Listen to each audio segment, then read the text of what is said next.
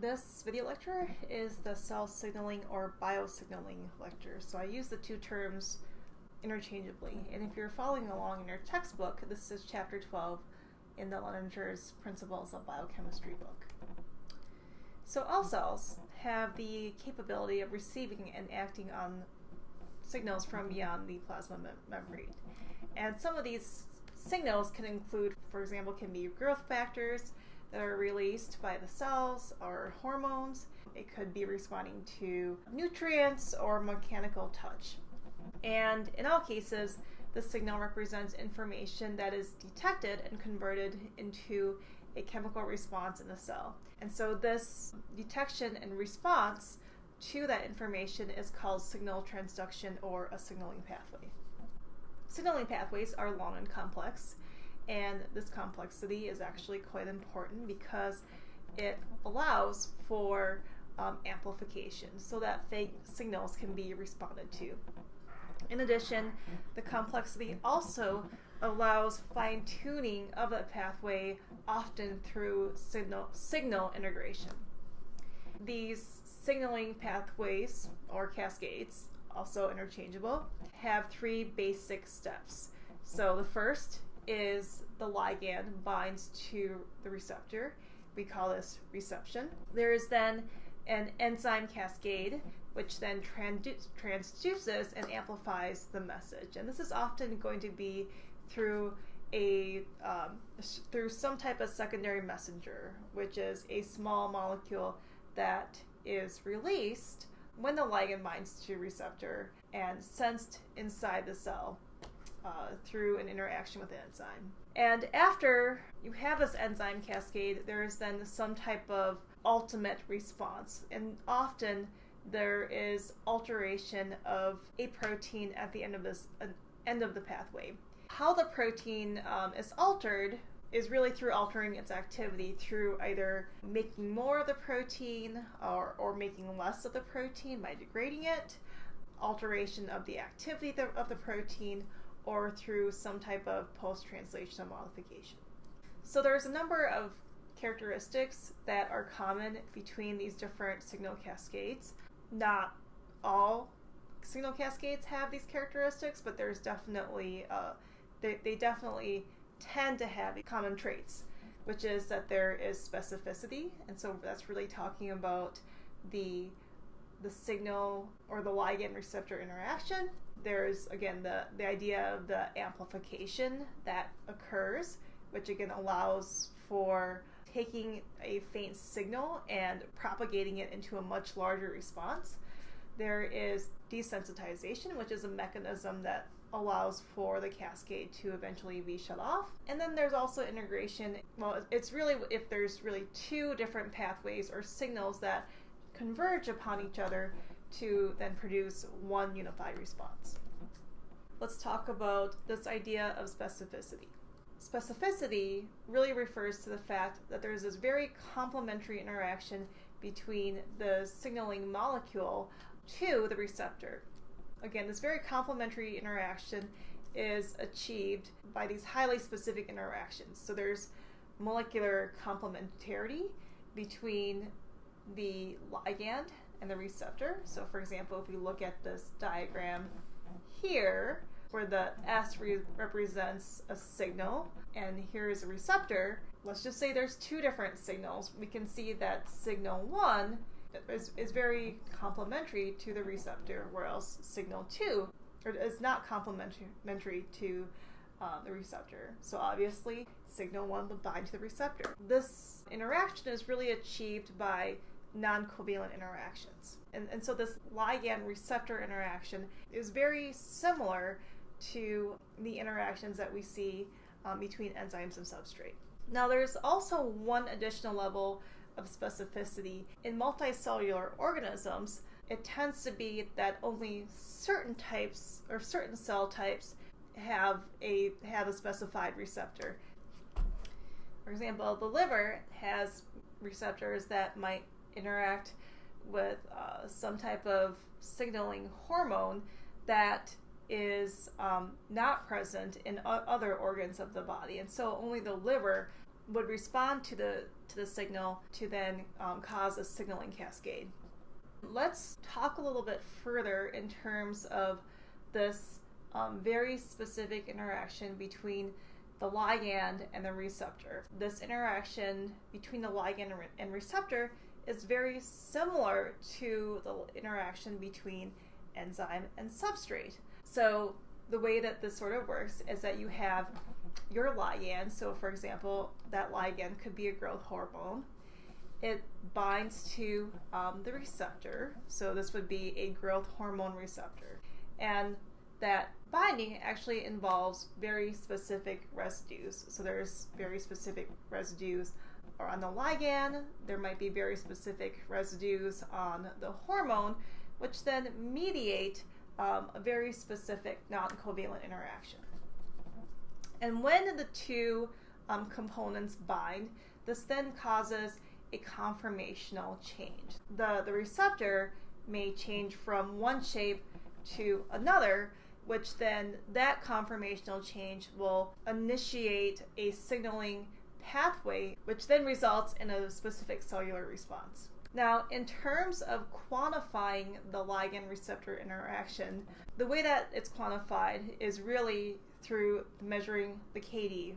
KD, as you guys remember from Biochem 1, is the dissociation constant or the affinity constant between a ligand and a receptor, or it could be a protein and another protein. If you guys also remember, the KD is also the concentration of substrate at 1/2 fraction bound. The KD is really what dictates specificity. So the lower the KD, the higher the binding affinity. And so ligands tend to bind to receptor with very, very high affinity, with very small KD, usually in the range of 10 to the minus 9 molarity concentration, which is about a dissociation constant of between, I would say about 1 to 10 nanomolar. And so what's really kind of unique about the ligand receptor interaction is that it's actually 1,000 times tighter than an interaction with enzyme and substrate. So again, this really emphasizes the point that the ligand and the receptor that interaction is very specific. Another common feature of enzyme cascades is the fact that there's often amplification. And so amplification by enzyme cascade results when you have one enzyme that is activated due to, again, some type of signal receptor interaction. That enzyme, once activated, is then catalyzed activation of many molecules of a second enzyme, and the second enzyme then catalyzes many molecules of a third enzyme, and so on. And so you increasingly more activation of these enzymes, which then can generate a response in order and magnitude very quickly, so often within milliseconds.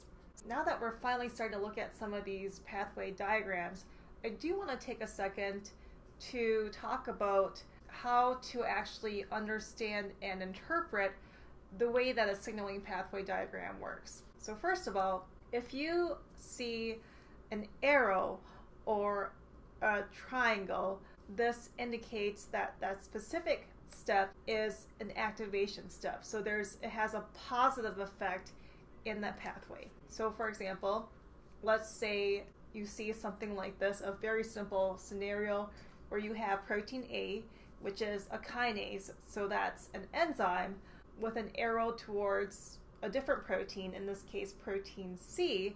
What that means is that protein A activates protein Z, and it's probably going to be through phosphorylation, since in this case protein A is a kinase. So now, looking back at this diagram that was presented to us a few slides ago, we can see that really this diagram starts with a signal. So the signal goes with actually both an arrow and a triangle. So there's two of them at once, but really it's just really activation. It's not really double activation. But the signal activates the enzyme, and now that the enzyme is activated, we see now again more arrows and triangles going to enzyme 2. So that means enzyme 1 is activating enzyme 2, and then we see more arrows and triangles acting upon enzyme 3. So that means that enzyme 2, once activated, is able to activate enzyme 3. And again, we go from, in this diagram, 1 enzyme being activated to 3 enzymes being activated to now 9 enzymes being activated. Well, that's what we really mean in terms of you can have this order and magnitude of activation, again, by just that one initial signal. Another thing you'll often see is instead of activation, you can have repression. That is often shown either by this bar sign or the X sign. And so that indicates that that specific step in the pathway is a repressive step. It's going to have a negative effect on our overall endpoint of the pathway. So, for example, let's say there is protein B, and let's say that this protein B is a phosphatase, so it removes phosphate groups from proteins that acts upon protein A. And so we see that there's this bar between protein B and protein A, which indicates there's a negative relationship between protein B and protein A, that protein B inactivates protein A. Now, one thing that is important to understand is that 2 repressive steps in the pathway can often add up to an activating step. For example, let's just say you have protein A, again, which is a kinase that activates protein Z through phosphorylation, and protein B, on the other hand, protein B is a phosphatase which inhibits protein A, the kinase, probably through dephosphorylating protein A, since it is a phosphatase. So you had a signaling pathway, and let's say you then manipulate the signaling pathway by applying a drug to the system. So then you have another inhibitory step. So you actually have 2 repressive steps in the pathway where a drug inhibits protein B, and then the protein B inhibits protein A. So the question is protein Z activated or repressed by the drug inhibitor? The answer is protein Z will actually be activated. And again, this is going back to the fact that you have 2 separate repressive steps in the pathway where the drug inhibits protein B, which represses protein A. Because now a repressor is being repressed, then therefore protein A is no longer being repressed by protein B, which then protein A can activate protein Z. Another common feature of signaling pathways is something called desensitization. Desensitization, also known as adaptation, is when a pathway actually shuts down in response to a stimulus. And this occurs when the stimulus is either very strong or present continuously. The ability of the system to become desensitized is actually really quite important because it prevents overactivation of the pathways. And it also allows the pathway to be able to sense a very strong signal over, a somewhat moderate signal. Now, when the stimulus falls below a certain threshold, then the system or the pathway is able to become sensitive again, so that way it can respond to that stimulus. One example of desensitization and adaptation is light adaptation. So this occurs when we move from a dark environment into a very well-lit environment. And so that bright light coming from that well-lit environment momentarily dazzles us, and all we see is this white light because the sensitivity of the receptors is set to dim light. And so initially, our rods and cones in our eyes become stimulated, and this produces a huge flood of signal, but eventually that huge flood of signals dies down, and we're able to sort of see normally. Another common feature of signaling pathways is this concept called integration.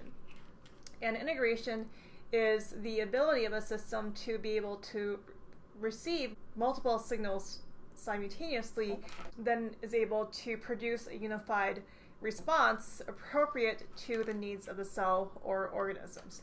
Our cells have multiple receptors on them, and those receptors can propagate different signaling pathways.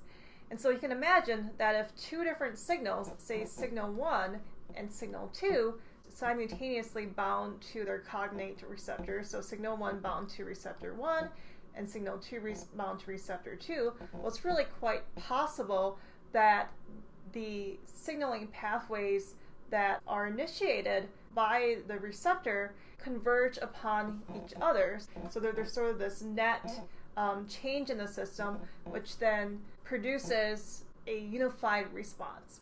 And so the idea, again, is that you have integration of these pathways that allows the cell to appropriately respond to multiple signals at once. Pathways are really crossing upon each other. In fact, that is another word for integration, which is called crosstalk. So different signaling pathways converge with each other at different levels. This generates multiple interactions that maintains homeostasis in the cell and in the organism. The last thing I wanted to mention in terms of signaling pathways, and this is very much related to desensitization and adaptation, although not quite the same, is that there has to be some mechanism by which a pathway has to be able to terminate. So once a signal is no longer present, then the response to that signal needs to be turned off so the cell can return back to its resting state. And so this should happen slowly and also by default. And so termination of signaling generally involves the release of the ligand from the receptor, or sometimes there's also simply just degradation of the ligand or receptor. There's degradation of any secondary messengers. There may be reversal of a post-translational modification. So for example, if there were phosphorylation involved in enzymes that allowed the signaling event to happen, then there needs to be dephosphorylation for it to be turned off. And lastly, there are specific proteins that are important or that are responsible for turning off the pathway, just like there are specific proteins that are important for turning the pathway on. And so we're going to go over 4 general types of receptors. This is not the exhaustive list of receptors, but these are just sort of common ones that exist in our bodies, and they're actually really quite well studied and have really important roles in allowing our bodies and our cells to function properly, and often actually become misregulated in various diseases such as cancer. So the 4 that we're going to go over are the G protein coupled receptors, receptor enzyme, as well as gated ion channels, as well as nuclear receptors. Just to reiterate sort of the typical events in a signal transduction pathway, there is the signal-receptor interaction. There is some sort of downstream interaction with cellular machinery where the activated receptor interacts with other proteins. This produces a second signal, which then changes the activity of a cellular protein, which then eventually will change the activity of another downstream protein, which then allows the cell to respond a specific way. Then there's the termination of that signaling event, which then allows the cell to go back to its pre-stimulus state.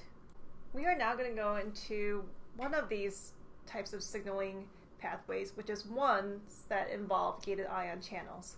So gated ion channels are channels that have a gating mechanism that it opens and closes in response to it binding to either some type of chemical ligand, or there being a change in a transmembrane potential, or it sensing some type of tension in the cell. And so there's essentially 3 basic types of ion-gated channels.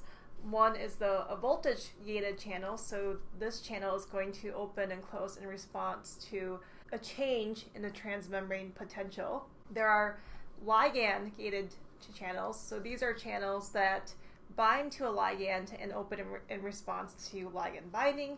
Then there's also mechanically gated channels. So these are ones that open up in response to some type of mechanical stress.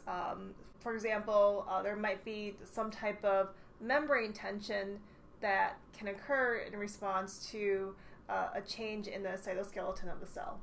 The specific example that we are going to discuss is the acetylcholine receptor channel. So this is a ligand-gated ion channel, which is critical for propagating action potential in a nerve cell.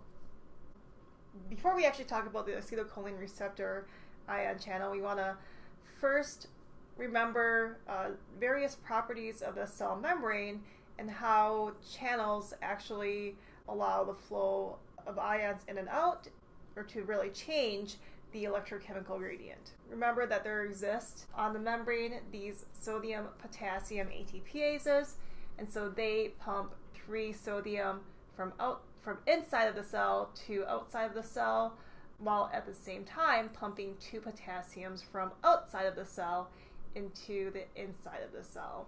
And they have a really important role in the cell of keeping the cell at a resting state. So having it have an inside negative membrane potential of approximately negative 60 millivolts. Now, in addition to the sodium-potassium ATPase, there are other ion channels and transporters located on the membrane, which are going to then control the flow of ions, and the direction of actual spontaneous flow of ions is always dictated by the electrical and chemical gradient. For example, the calcium concentration outside of the cell is much higher compared to the inside of the cell, and so there is this chemical drive that spontaneously allows it to go inside of the cell through calcium transporters. For chlorides, while there is a low concentration of chloride inside of the cell compared to the outside of the cell, the real driving force for it spontaneously going from inside to outside is really going to be driven by the electrical gradient, which attracts the negatively charged chloride ion from the negatively charged interior of the cell to the positively charged exterior of the outside of the cell. In response to these various changes in ion flux, the cell can undergo various states of depolarization, repolarization, /hyperpolarization, or going back to the resting state. So for example, for depolarization, this is when the cell becomes less negative. This is usually caused by the influx of sodium going inside of the cell through sodium channels. Repolarization as well as hyperpolarization can occur, which means the cells become more negative. This is often caused by efflux of potassium outside of the cell. And then again, returning to the resting state is often mediated by sodium-potassium ATPase. Now that we understand that there are these various ion channels that allow ion flux both in and out of the cell, and that it can influence the membrane potential, we can now start to talk about the acetylcholine receptor, which is a receptor that's very important for propagating an action potential between 2 nerve cells.